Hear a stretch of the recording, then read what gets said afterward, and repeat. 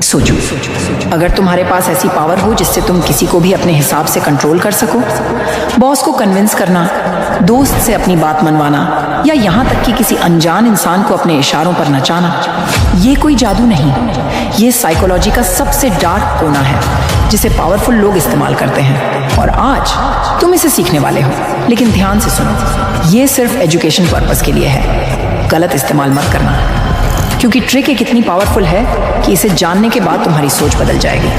हो सकता है आप इसके लिए तैयार नहीं हो, लेकिन फिर भी देखें। अब गेम शुरू करते हैं। Trick 5, the illusion of choice. क्या तुमने कभी सोचा है कि लोग तुम्हारी मर्जी से डिसीजन क्यों नहीं लेते?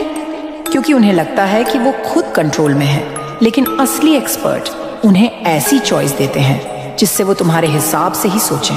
कैसे? मान लो तुम अपने दोस्त से चाहते हो कि वो तुम्हारे साथ बाहर चले।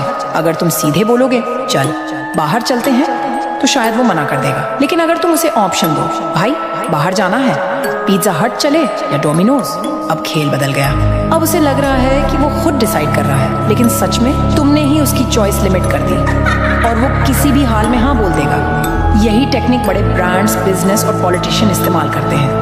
लोगों को चॉइस का इल्यूजन दो, लेकिन असली कंट्रोल तुम्हारे हाथ में रखो। लेकिन रुको, अगले ट्रिक से तुम किसी से भी हाँ कहलवा सकते हो। Trick 4, the yes ladder technique. अगर तुम्हें किसी से बड़ा फेवर चाहिए तो सीधा मांगने पर मना कर देगा, लेकिन अगर तुम छोटे छोटे हाँ बुलवाते जाओ तो उसका दिमाग धीरे धीरे तुम्हारी रिक्वेस्ट को एक्सेप्ट करने लगेगा। कैसे? सोचो, तुम अपनी कंपनी में प्रमोशन चाहते हो। अगर तुम सीधे जाकर बॉस से कहो सर मुझे प्रमोशन चाहिए, तो बॉस का जवाब होगा अभी नहीं, अगले साल देखते हैं। लेकिन अगर तुम इसे यस लैडर से अप्रोच करो, पहले छोटा फेवर मांगो, सर क्या मुझे इस नए क्लाइंट मीटिंग का हिस्सा बनाया जा सकता है? मैं थोड़ा एक्सपीरियंस लेना चाहता हूँ। अब थोड़ा बड़ा स्टेप, सर क्या मैं इस प्रोजेक्ट के कुछ एक्स्ट्रा रिस्पॉन्सिबिलिटीज ले सकता हूँ? अब बॉस को हाँ कहने की आदत पड़ चुकी है। सर क्या मैं लीडरशिप वर्कशॉप में जा सकता हूँ? इससे मेरी स्किल्स और बेहतर होंगी।